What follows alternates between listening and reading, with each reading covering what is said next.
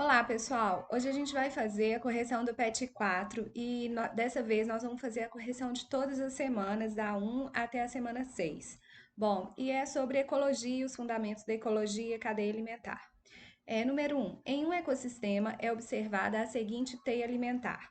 O menor nível trófico ocupado pelas aves é aquela do qual elas participam como consumidores de segunda ordem. 2. Assinale a alternativa que relaciona corretamente os níveis tróficos dos organismos constituintes da teia alimentar representada abaixo.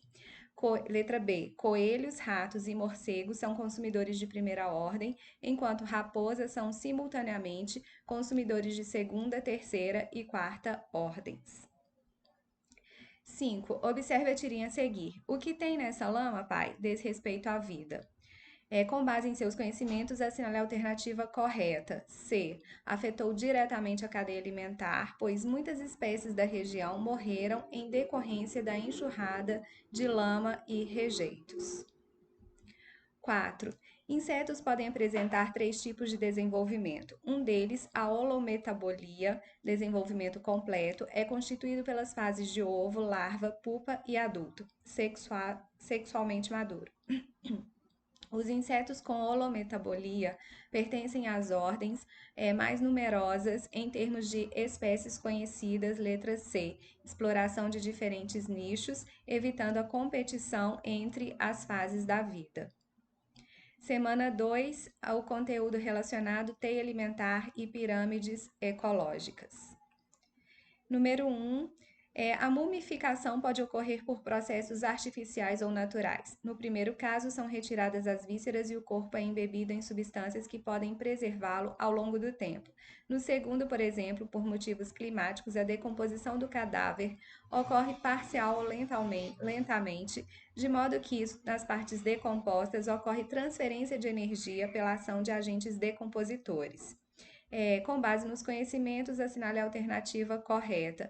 Letra D, a porcentagem de energia efetivamente transferida de um nível trófico para o nível seguinte varia de acordo com os organismos envolvidos na cadeia, situando-se entre 5% e 20%. 2. Atualmente, os ecólogos tendem a considerar a espécie humana como parte de vários ecossistemas, principalmente no caso dos ecossistemas mais explorados economicamente. Essa integração é apresentada de modo simplificado pelo esquema em que as transferências de energia representadas podem estar associadas a transações comerciais. Nesse contexto, é correto afirmar que, de acordo com o esquema, trabalhadores da zona rural e urbana negociam a energia disponibilizadas por produtores presentes no primeiro nível trófico. 3. Paleontólogos estudam fósseis e esqueletos de dinossauros para tentar explicar o desaparecimento desses animais.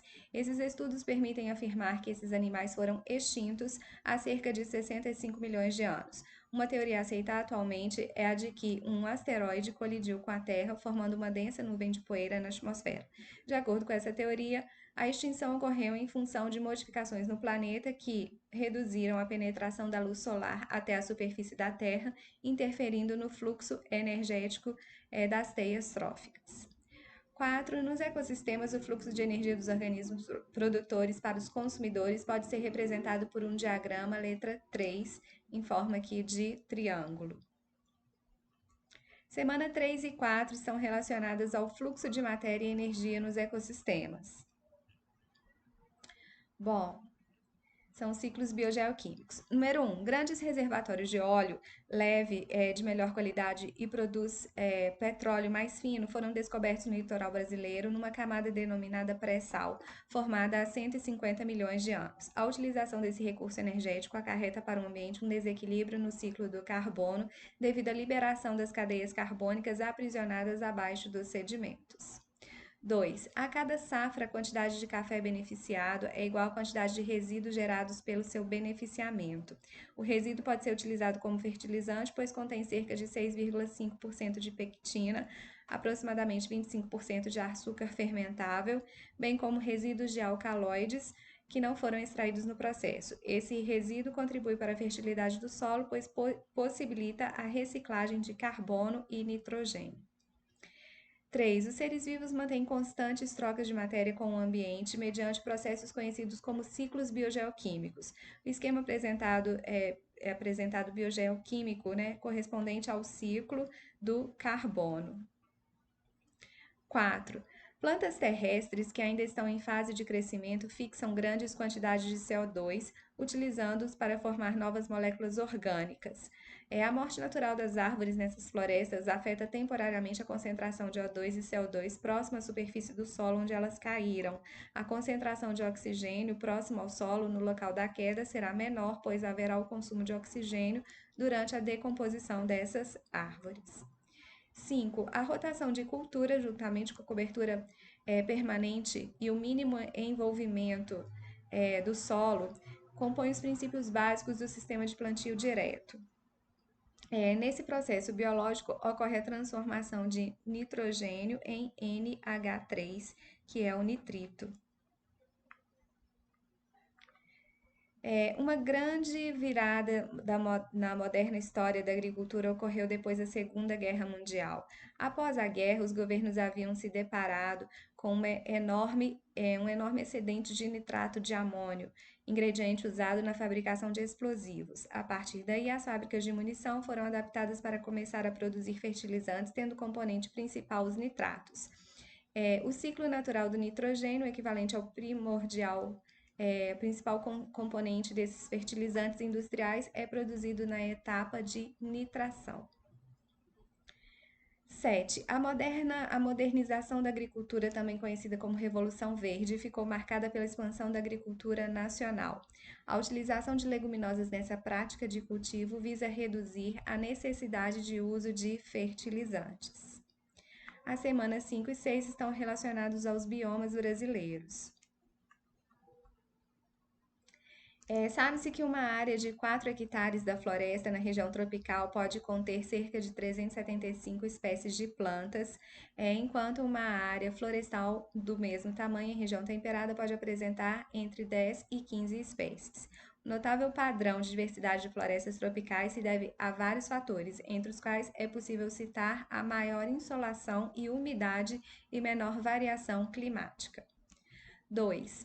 Apesar da riqueza das florestas tropicais, elas estão geralmente baseadas em solos inférteis e improdutivos. No texto acima pode aparecer uma contradição à existência de florestas tropicais exuberantes sobre solos pobres. No entanto, esse fato é explicado pela rápida reciclagem dos nutrientes, potencializada pelo calor e umidade das florestas tropicais, o que favorece a vida dos decompositores, que é a serrapilheira, né, o humus da floresta. 3.